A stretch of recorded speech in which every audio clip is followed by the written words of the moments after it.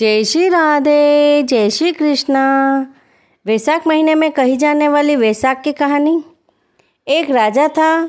वह वैशाख माह में प्रतिदिन ब्रह्म मुहूर्त में उठकर गंगा जी में स्नान करता था। राजा का आदेश था कि मुझसे पहले गंगा जी में कोई भी स्नान नहीं करेगा।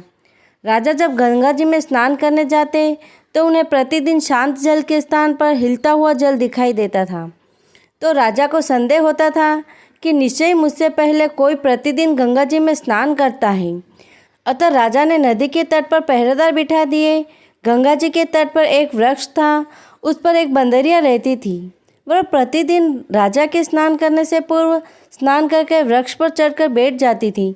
इस प्रकार होते होते पूरा वैशाख माह व्यतीत हो गया, किंतु अंतिम दिन राजा के पहरेदार ने यह देख लिया और उस बंदरिया को पकड़कर राजा के पास ले गए और कहा कि यह बंदरिया आपसे पूर्व प्रतिदिन गंगा जी में स्नान करती है। उधर राजा की प्रतिज्ञा थी, यदि कोई स्त्री मुझसे पूर्व स्नान करती होगी तो मैं उससे विवाह करूंगा। इसलिए राजा को बंदरी के साथ विवाह करना ही पड़ा।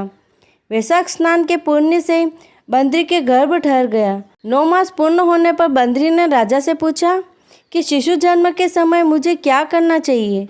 तब राजा ने महल में एक घंटी लगवा दी और बंदरी से कहा कि जब तुम्हें दर्द हो तो इसे बजा देना, मैं संपूर्ण प्रबंध कर दूंगा। राजा की अन्य रानियां भी थीं जिनके कोई संतान नहीं थी, अतः बंदरी को गर्भ है यह समाचार जानकर अन्य रानियां मन ही मन उससे ईर्ष्या करने लगी और भावी संतान का नाश करने हेतु विभिन्न योजनाएं बनाने लगी। घंटी लगी देखकर एक रानी ने बंदरी से इसका कारण पूछा। बंदरी ने संपूर्ण वृत्तांत बता दिया। रानी ने उसे बहकाया कि एक बार घंटी बजाकर तो देख ले कि राजा आते हैं या नहीं। बंदरी ने घंटी बजाई तो राजा दौड़े दौड़े महल में आ गए और घंटी बजाने का कारण पूछा। बंदरी ने उत्तर दिया कि मैंने तो रानियों के कहने पर घंटी बजाई थी। तब रानियों ने राजा से कहा कि यह तो पशु है, न जाने कितनी बार घंटी बजाएगी। इस प्रकार कहकर उन्होंने घंटी हटवा दी। कुछ दिनों बाद बंदरी के शिशु जन्म का समय आया तो उसने अन्य रानियों से पूछा कि मैं क्या करूं। तब रानियों ने कहा कि तुम आंखों पर पट्टी बांधकर सो जाओ। बंदरी के वैशाख माह के स्नान के पुण्य प्रताप के रूप में एक सुंदर पुत्र हुआ।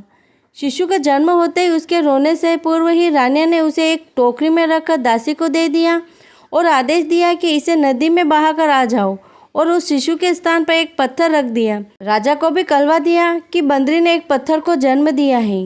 राजा ने सुना तो उन्होंने भी संतोष कर लिया कि जब दूसरी रानी के संतान नहीं है तो ये तो बंदरी है अर्थात पशु है, इसकी क्या संतान होगी।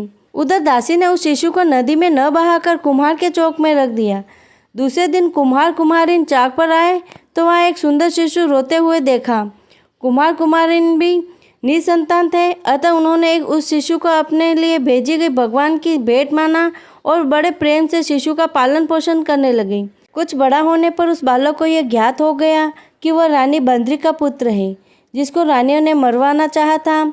एक दिन वह बालक कुम्हार के बनाए हुए मिट्टी के हाथी घोड़े लेकर मनगढ़ पर जा बैठा और दासियों को देखकर कहने लगा, आओ रे मेरे मिट्टी के हाथी घोड़े, पानी पियो। जब दासियों ने यह बात सुनी तो वे हंसने लगी और बोली, अरे मूर्ख, कभी मिट्टी के हाथी घोड़े भी पानी पीते हैं। इस पर उसने कहा कि कभी बंदरी के भी पत्थर जन्म लेता है।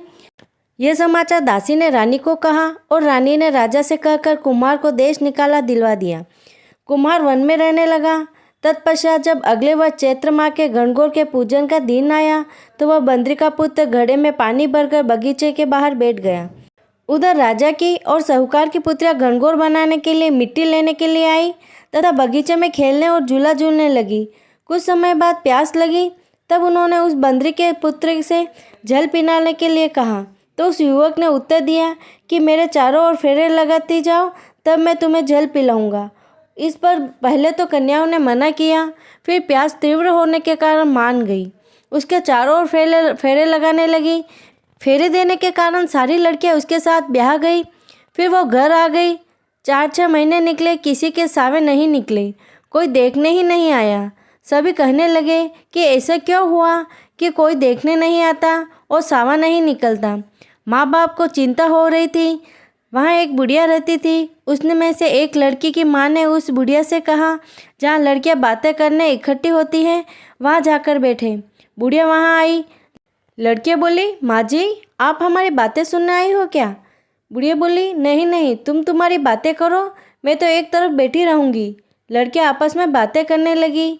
एक बोली, हम सब ने कुम्हार के बेटे के चारों ओर फेरे लिए हैं, तो हम सब उससे ब्याह गई हैं, इसलिए हमारा कोई सावा नहीं निकलता, न कोई देखने आता है। बुढ़िया ने सुन लिया और लड़के की माताओं को बता दिया। उन लड़कियों के पिता कुम्हार के घर गए और बोले, हमारी लड़कियां तेरे बेटे से फेरे खा चुकी हैं, इसलिए उसकी शादी तेरे लड़के के साथ करनी पड़ेगी। कुम्हार बोला, मेरा बेटा इतनी पत्नियां को कैसे संभालेगा? लड़के से पूछा तो लड़का बोला, फिक्र मत करो, मैं सब संभाल लूँगा, इन सब का ब्याह मेरे साथ करा दो। लड़कियों के पिता ने धन दहेज देकर सबको विदा किया। आगे चलकर हर पत्नी के एक एक पुत्र पैदा हुआ। एक दिन बंदरी के बेटे ने कहा, चलो राजा के यहाँ चलते हैं। सब पत्नियों को तैयार करके राजा को समाचार करवाए कि हम सब आपसे मिलने आ रहे हैं। सब जने राजमहल पहुँचे।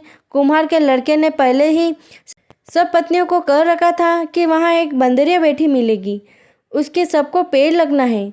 सबने कुम्हार के कहे अनुसार किया।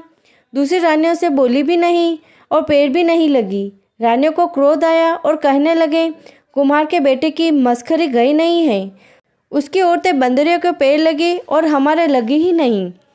कुम्हार के बेटे को बुलाया और पूछा तो वो बोला, देखो राजा जी, मैं इस बानरी का बेटा हूँ। मेरे होते ही रानी के कहने से दासियों ने मुझे कुम्हार के चाक में छोड़ दिया।